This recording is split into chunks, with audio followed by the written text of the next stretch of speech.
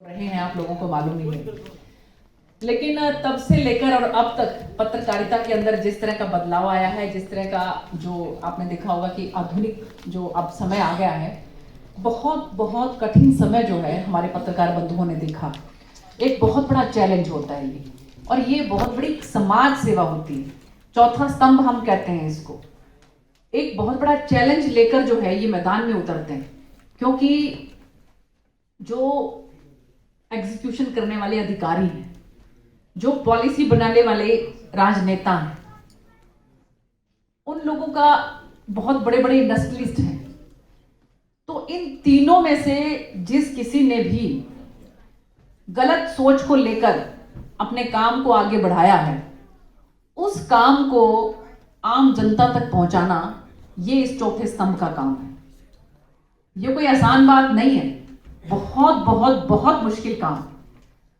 और उसमें भी एक चीज ये है कि इसमें आपको कहीं कोई किसी तरह का पारितोषिक नहीं मिलने वाला, बल्कि कोई ये और कह देगा भी तेरे को किसने कहा था पंगे लेने भाई। ये नहीं कोई कहता कि बहुत बढ़िया काम का है, किया है। तो इसलिए आप समझ सकते हो कि आप कितना एक चुनौतीपूर्ण काम जो है वो करते हो। लेकिन इस दुनिया में, इस सृष्टि में आए हैं तो चुनौतियों को स्वीकार करना चाहिए। और विवेकानंद जी ने कहा था कि मैं देख रही थी पुस्तक में कि उठो जागो और तब तक मत रुको जब तक को आपको आपकी मंजिल ना मिल जाए। तो जो ये काम हमारे पत्रकार बंधु करते हैं, मैं इनको नमन करती हूं। कहते हैं कि जहां ना पहुंचे रवि वहां पहुंचे कवि। जहां सूरज की किरणें भी नहीं पहुंचती वहां भी हमारे पत्रकार बंधु पहुंच जाते हैं।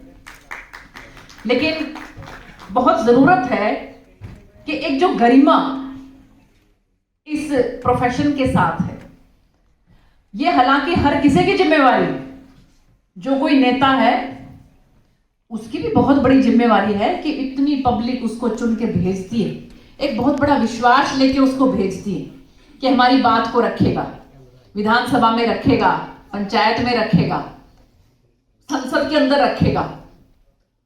और वो 5 साल पता नहीं कैसे निकाल देता है, पता नहीं लगता। तो बहुत दुख होता है, बहुत तकलीफ होती है। अगर किसी को नेता किसी ने बनाया है, जनता ने बनाया है, तो बहुत बड़ी जिम्मेवारी है उसकी। और मैं बिल्कुल आप लोगों के मन से कहती हूं ये कि जो इसका निर्वहन ठीक तरीके से नहीं करते हैं, जो इसका गलत फायदा उठाते हैं, परमात्मा माफ नहीं करेगा उनको।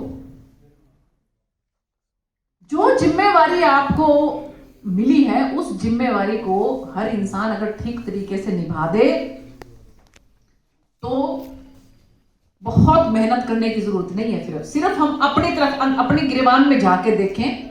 Charity begins at home. अपने घर से शुरू करें। उपदेश देने के लिए खूब नेता बहुत बड़े बड़े उपदेश देते हैं, पत्रकार भी बहुत जो है वो लिखना शुरू कर देते हैं। किसी के सिर्फ पीछे पड़ जाए तो बस ठीक है, चाहे वो ठीक है चाहे गलत है, बस लिखना शुरू कर देंगे तो लिखते चले जाएंगे।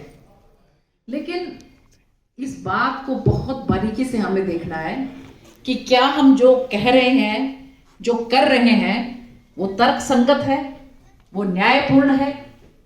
ऐसे ही अधिकारियों की बात करें, कितनी बार ऐसा देखने में आता है, पॉलिसी बहुत अच्छी बनाती है सरकार। अब की बार के बजट को देख लें आप, माननीय प्रधानमंत्री नरेंद्र मोदी जी जिस तरह का बजट लेकर आए हैं, ये अमृत काल है हमारा। 75 साल हमने अपने आजादी के पूरे कर लिए हैं। आने वाले 25 साल में हमारे भारत की रूपरेखा क्या होनी चाहिए, इस बात को ध्यान में रखते हुए बजट बनाया। उसी के चक्कर में मेरी लुधियाना ड्यूटी लगी थी, तो कल वहां पर जितने भी इंडस्ट्रियलिस्ट थे उन सब की मीटिंग बुलाई, उनको बारीकी से बताया कि इस बजट में क्या है। आज पत्रकार वार्ता वहां पर थी, सारे पत्रकार बंधुओं को बताया कि आप जनता तक ये बात पहुंचाओ कि बजट में सरकार क्या करना चाह रही। मोटे अनाज के बारे में आपको पता ही होगा, ये इंटरनेशनल ईयर ऑफ मिलेट्स है। लेकिन छोटा किसान जिसको बहुत थोड़ा 1 एकड़ में 2 एकड़ में बड़ी मुश्किल से कोई ज्वार, बाजरा, रागी इस तरह का अगर कुछ उगाता है, तो उसको कोई इज्जत की दृष्टि से नहीं देखा जाता बहुत ज्यादा। अब सरकार की ये कोशिश है ऐसे किसानों को बढ़ावा दिया जाए, और उसका नाम भी दिया है श्री अन्न। आप मतलब सम्मान घर से ही शुरू करोगे तभी कोई आगे सम्मान करेगा आपका। और इसलिए और ये बड़ा हेल्दी फूड है। इस कोरोना काल में सबने देख लिया, जो गेहूं है लगातार लगातार आप गेहूं खाते रहो, और खासकर अब तो गेहूं की बजाय ना मैदा ज्यादा खाते हैं बच्चे आजकल के, उसमें ग्लूटीन होता है। वो ग्लूटीन की वजह से आपके अंदर जो इंटेस्टाइन है वो धीरे धीरे धीरे धीरे खराब होने लगती है। जितना आप मोटा अनाज खाओगे वो हेल्दी फूड है। इस चीज को ध्यान में रखते हुए देखिए, आप किसान, छोटे किसानों के लिए international year of the millets Modi ji की जहां भी पार बस आती है ना, वो वहां पे कुछ ना कुछ करवा ही देते हैं। 21 जून योगा डे अंतरराष्ट्रीय स्तर पे, कोई ऐसा देश नहीं है अब जो 21 जून को जो है वो सब के सब योगा ना कर रहे हैं। तो ये सरकार जो पॉलिसी लेकर आती है, इतनी अच्छी अच्छी पॉलिसी लेकर आती है। आप देखिए 70,000 करोड़ से ज्यादा पैसा अब की बार सरकार फिर दे रही है प्रधानमंत्री ग्रामीण आवास योजना के लिए।